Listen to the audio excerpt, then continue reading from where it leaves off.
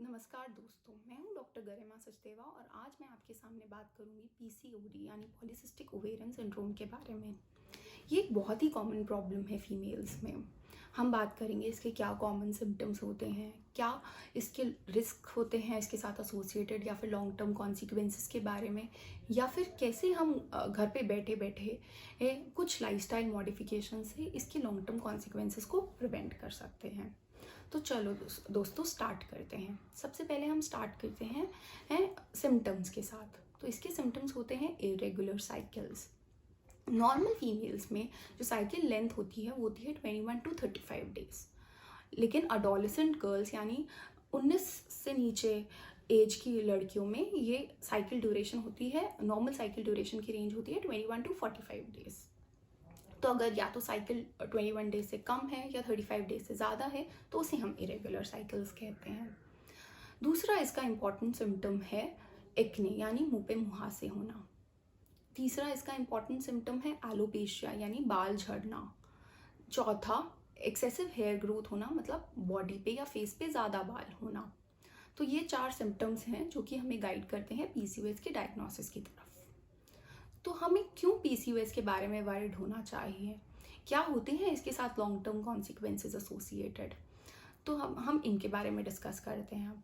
तो इसके साथ काफ़ी सारे कॉन्सिक्वेंसेस या रिस्क फैक्टर्स एसोसिएटेड होते हैं। सबसे पहले हम सबको पता है कि इनफर्टिलिटी, पीसीओडी फीमेल्स में इनफर्टिलिटी का चांस ज़्यादा होता है, क्योंकि कंसेप्शन के लिए हम जैसे जानते हैं कि रेगुलर साइकिल्स होना, ओव्यूलेटरी साइकिल्स होना बहुत इंपॉर्टेंट होता है। और पीसीओडी फीमेल्स में हार्मोनल डिस्टर्बेंसेस की वजह से साइकिल्स रेगुलर नहीं होती हैं, तो इसीलिए इन फीमेल्स में इनफर्टिलिटी होने का रिस्क ज़्यादा होता है। दूसरा, इसके साथ काफ़ी सारी मेटाबॉलिक कॉम्प्लिकेशंस भी एसोसिएटेड है, जैसे कि डायबिटीज़। पीसीओडी फीमेल्स में 5 टाइम्स ज़्यादा रिस्क होता है डायबिटीज़ होने का। ये females hypertension, metabolic syndrome, dyslipidaemia, hyper cholesterolemia, obesity का भी रिस्क ज़्यादा होता है पीसीओडी में। तीसरा इसका इम्पॉर्टेंट लॉन्ग टर्म कॉन्सिक्वेंस है एंडोमेट्रियल कैंसर यानी कि बच्चेदानी का कैंसर। पीसीओडी फीमेल्स में 6 टाइम्स ज़्यादा रिस्क होता है एंडोमेट्रियल कैंसर होने का। इन फीमेल्स में साइकोसोशल या साइकोलॉजिकल प्रॉब्लम्स होने का भी रिस्क रहता है, जैसे कि depression, anxiety, nervousness, low self esteem, negative image, feeling of hopelessness. तो इसकी वजह से ये females they very conscious about their body image, तो इसीलिए वो दोस्त नहीं बना पाते, लोगों से ज़्यादा बात नहीं कर पाते। तो ये सब कॉम्प्लिकेशंस हो सकती हैं पीसीओडी से। चलो अब बात करते हैं हम कैसे पीसीओडी से की कॉम्प्लिकेशन से बचा जाए, कैसे घर बैठे बैठे कुछ लाइफस्टाइल मॉडिफिकेशंस करके हम पीसीओडी की कॉम्प्लिकेशंस को प्रिवेंट करें। तो सबसे पहले ये 3 तरीके से किया जा सकता है, डाइट मॉडिफिकेशन से, एक्सरसाइज से, और कुछ बिहेवियरल चेंजेस से। डाइट मॉडिफिकेशन में क्या होता है, नॉर्मल एक फीमेल की डाइटरी रिक्वायरमेंट होती है 1800 to 2100 किलो कैलोरी। ये किसी भी ऐप से हम जो भी खाते हैं, काफ़ी सारी ऐप्स आ गई हैं आजकल, तो जिससे हम कैलकुलेट कर सकते हैं कि हमने कितनी कैलोरी कंज्यूम की है। तो हमारा टारगेट होना चाहिए कैलोरी रिडक्शन पे, कितनी परसेंट कैलोरी हमें रिड्यूस करनी है, 30% हमारा टारगेट होना चाहिए, यानी कि daily consumption 1200 to 1500 kilo calories होना चाहिए, ताकि हम पीसीओडी को प्रिवेंट कर सकें। चलो अब बात करते हैं एक्सरसाइज की। तो एक्सरसाइज हमें कितनी देर करनी है, क्या एक्सरसाइज करनी है, उसके बारे में हम बात करेंगे।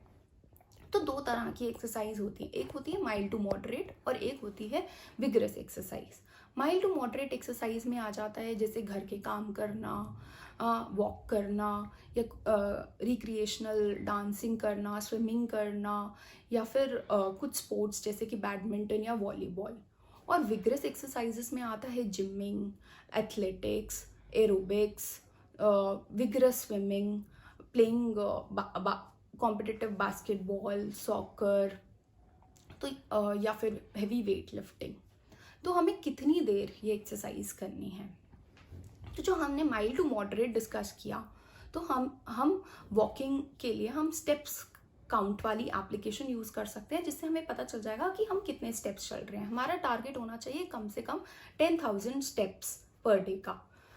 और विग्रेस एक्सरसाइज एटलीस्ट हमें 10 मिनट करनी है। इनिशियली स्टार्टिंग में हम 10 मिनट से स्टार्ट कर सकते हैं और बाद में हमारा टारगेट होना चाहिए स्लोली उसको इंक्रीज करके 30 मिनट्स पर डे का। तो ये एक्सरसाइज के मीडियम से हम पीसीओडी की कॉम्प्लिकेशंस को प्रिवेंट कर सकते हैं। अब बात करते हैं बिहेवियरल चेंजेस के। क्या क्या बिहेवियरल चेंजेस करने हैं हमें पीसीओडी के प्रिवेंशन के लिए। तो सबसे पहले इसमें 2 चीज़ें आ जाती हैं। एक तो हमें अपना टारगेट सेट करना है कि हमें कितना वेट लॉस करना है। तो ये हमें बहुत ही रीजनेबल टारगेट सेट करना है कि हमें 5 to 10% वेट लॉस का टारगेट सेट करना है, जो भी हमें रियलिस्टिक लगे, ताकि और रियलिस्टिक और अचीवेबल लगे। कि अगर कोई 100 किलो का बंदा है तो उसे 10% यानी 10 kg लूज़ करने का विद इन अ मंथ या विद इन अ वीक, जो भी उसे फीजिबल लगे वो ट्राई करना चाहिए। और दूसरा है, एक बार टारगेट सेट कर लिया तो उसके बाद सेल्फ मॉनिटरिंग, यानी खुद अपना वेइंग मशीन ले लो और वेट मेजर करके अपने कितना टारगेट अचीव किया ये मॉनिटर करो। तो ऐसे हम पीसीओडी को प्रिवेंट कर सकते हैं। तो ये थी आज की टॉक पीसीओडी के बारे में। अगर आपको पसंद आई हो तो मेरी वीडियो को ज़रूर लाइक और सब्सक्राइब करें। Thank you.